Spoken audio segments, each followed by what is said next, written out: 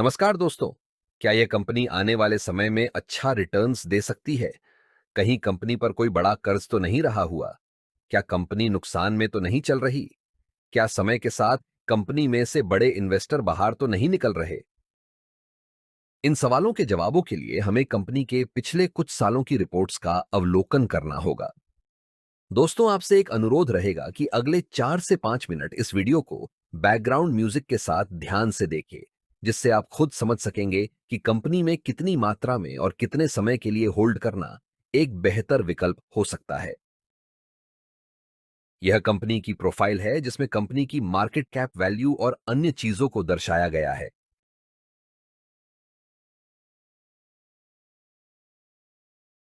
Company के stock की value में होने वाले बदलाव को ग्राफ के माध्यम से देख सकते हैं और इससे अंदाजा लगाया जा सकता है कि कंपनी के स्टॉक वैल्यू में कितना फेरफार हुआ है।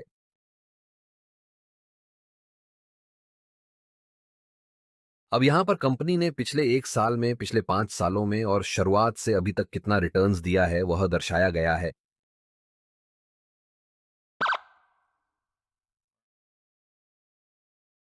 दोस्तों, अब हम कंपनी की फाइनेंशियल रिपोर्ट को देख लेते हैं कि कंपनी कितना रेवेन्यू और प्रॉफिट बना पा रही है। क्योंकि कंपनी को आगे बढ़ने के लिए अच्छा प्रॉफिट बनाना भी जरूरी होता है, तो नीचे की रिपोर्ट पर ध्यान दे।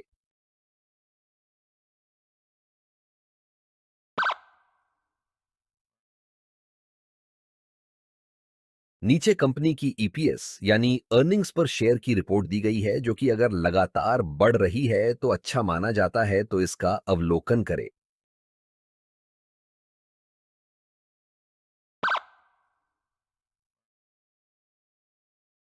नीचे कंपनी की डीपीएस यानी डिविडेंड पे आउट रेशियो को दर्शाया गया है।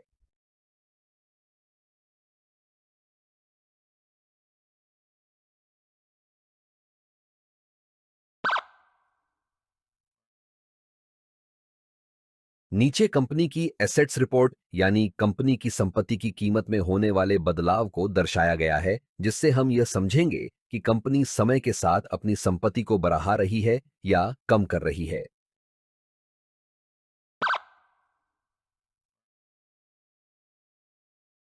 नीचे कंपनी की कैपिटल एक्सपेंडिचर्स की रिपोर्ट को दर्शाया गया है, जो अगर समय के साथ बढ़ता है तो यह कंपनी की ग्रोथ के लिए अच्छा माना जाता है।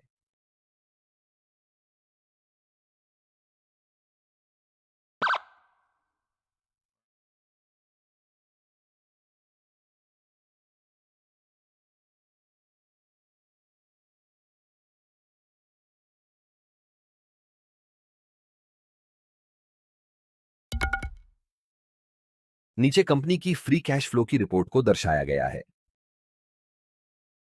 नीचे कंपनी के द्वारा दिए गए पिछले 5 डिविडेंड की रिपोर्ट्स का अवलोकन करें और जाने कि कंपनी डिविडेंड के मामले में कैसी रही हुई है।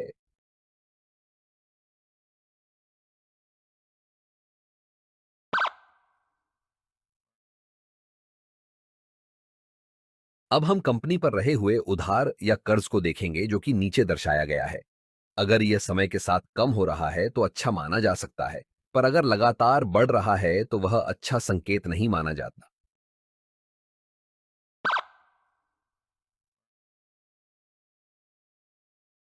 नीचे कंपनी के पास रहे हुए स्टॉक की मात्रा को देखा जा सकते हैं और उसके साथ साथ यह भी देखना जरूरी है कि कहीं कंपनी ने अपने स्टॉक को गिरवी तो नहीं रखा हुआ।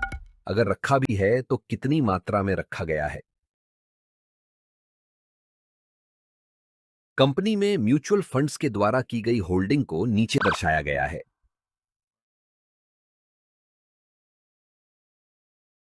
कंपनी में अदर डोमेस्टिक इंस्टीट्यूशंस के द्वारा की गई होल्डिंग को नीचे दर्शाया गया है। कंपनी में फॉरेन इंस्टीट्यूशंस के द्वारा की गई होल्डिंग को नीचे दर्शाया गया है।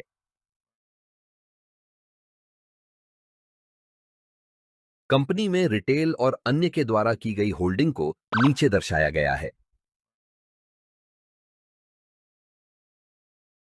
पिछली रिपोर्ट्स के अनुसार कंपनी में बड़े इन्वेस्टर्स कितनी मात्रा में रहे हुए हैं, उसके हिसाब से यहां हम रेटिंग देंगे। क्योंकि अगर कंपनी में ज्यादा मात्रा में बड़े इन्वेस्टर्स रहे हुए हैं तो वह एक अच्छा संकेत माना जाता है, और अगर न के बराबर ही रहे हुए हैं तो वह एक अच्छा संकेत नहीं माना जाता। यह कंपनी के टॉप कॉम्पिटिटर्स को दर्शाया गया है।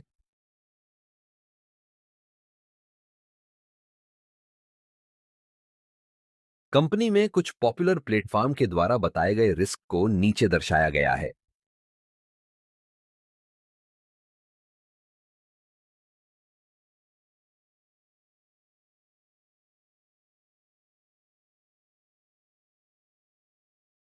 ऊपर की सभी रिपोर्ट्स का अवलोकन करने के बाद 5 स्टार में से दी गई रेटिंग को नीचे दर्शाया है, जो आपको कुछ निर्णय लेने में मदरूप हो सकते हैं। तो आपको इस कंपनी के स्टॉक के बारे में क्या कहना है? हमें कमेंट जरूर करें।